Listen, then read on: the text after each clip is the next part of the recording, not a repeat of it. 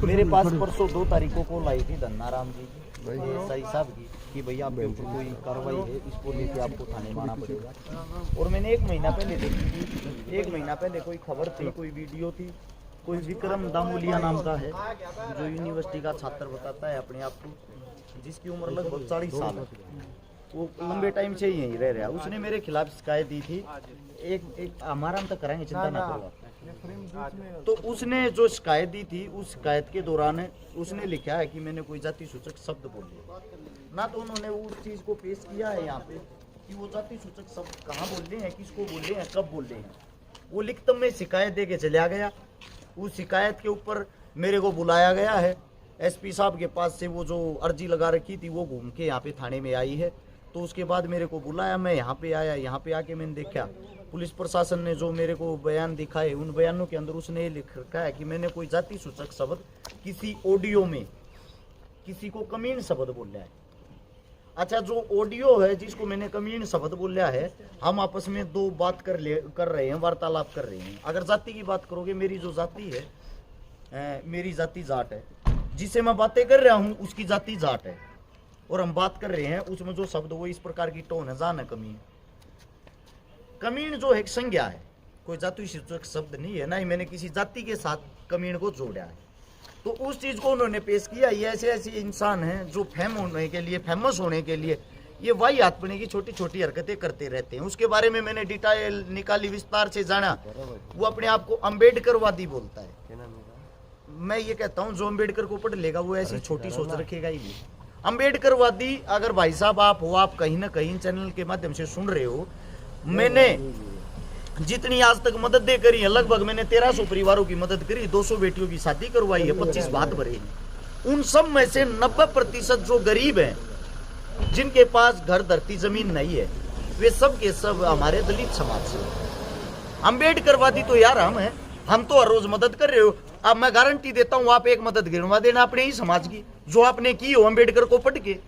आप अम्बेडकरवादी बताते हो अपने आप को, ये तुच्छ हरकतें करते हो। उसे दूसरी बात आप सभी को मैं बता देता हूं, लगभग उसने, मैंने जो उसकी हिस्ट्री निकाली, 17-18 आदमियों पे पहले भी SC/ST एक्ट लगवाया है। 5000 रुपया में राजीनामा कर लिए है। अरे भले मानस तेरी 5000 रुपया की कीमत हमारे पास 10-20 हजार रुपये नगद ले जाता, वैसे ले जाता तू भाई तेरे पे केस करूंगा, मन की तन की तो जरूरत पड़ रही है, मेरा खर्चा सा पड़ रहा है, मेरे तो 5-10 हजार रुपये दे दे, वैसे ही दे देते तेरे को। ये ड्रामे भी क्यों कर रहे हैं भाई? हाथ जोड़ के विनती है, ये जो SC/ST के एक्ट आप लोग लगवाते हो, अरे कम से कम ये तो देख लो किसको लगवा रहे हो। मैं हर समाज की बहन का भाई बना हूँ, उसके पाटड़े से डाउस का बात भरा है। पूरे हरियाणा के अंदर मैं गारंटी के साथ कहता हूँ, चाहे और कोई ऐसा काम कोई नेता मंत्री भी कर रहा हो, मैं मेरी टीम पे मेरे भाईचारे पे इसीलिए गर्व करता हूँ, कम से कम भाई हमने इस जातिवाद में मत दासो। और कहीं ना कहीं जातिवाद का कीड़ा उसको है, उसने जितने भी इंसानों को केस लगवाया है, सारे केस जाट और पंडित, इन 2 जातियों को टारगेट करता है, इनको वो केस लगवाता है। उसको शर्म आनी चाहिए कम से कम। आप कहां से अपने आप को अम्बेडकरवादी बोलते हो? आपके प्रति हम तो सोच सुधारने के लोगों की कोशिश कर रहे हैं कि ये जो जाति का कीड़ा है ये लोगों के अंदर से मर जाए, और हम सब इंसान है, इंसान इंसान के काम आता है। हमारी सोच यही है, और आप लोग जानबूझ के वो कीड़ा अंदर घुसा रहे हो। ये वही आदमी नवीन के खिलाफ इन्होंने ही ये एक्ट लगवाया था।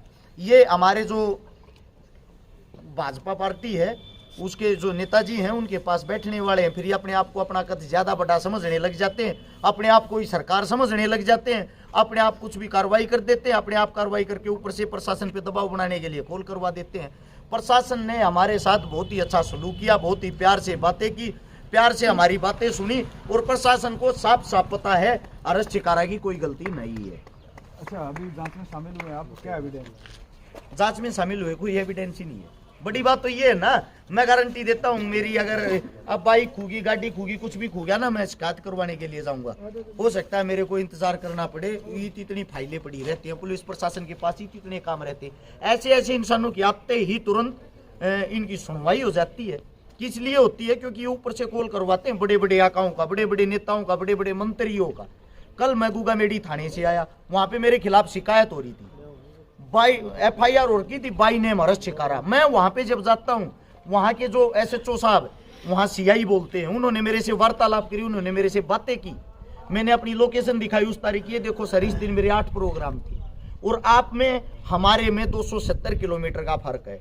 270 किलोमीटर में 1 घंटे के अंदर कैसे आ जा सकता हूँ इस वारदात को अंजाम देके।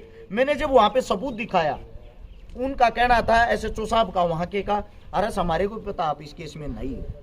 और जो आदमी था अगले वाला जी शिकायत करता, वो भी आके ये बोला हमारे को पता आप नहीं थे। अरे भाई जब मैं नहीं था तो मेरा क्यों नाम लेते हो, मेरा क्यों समय खराब करते हो। अब कल भी मैंने एक केस में जमानत करवानी है।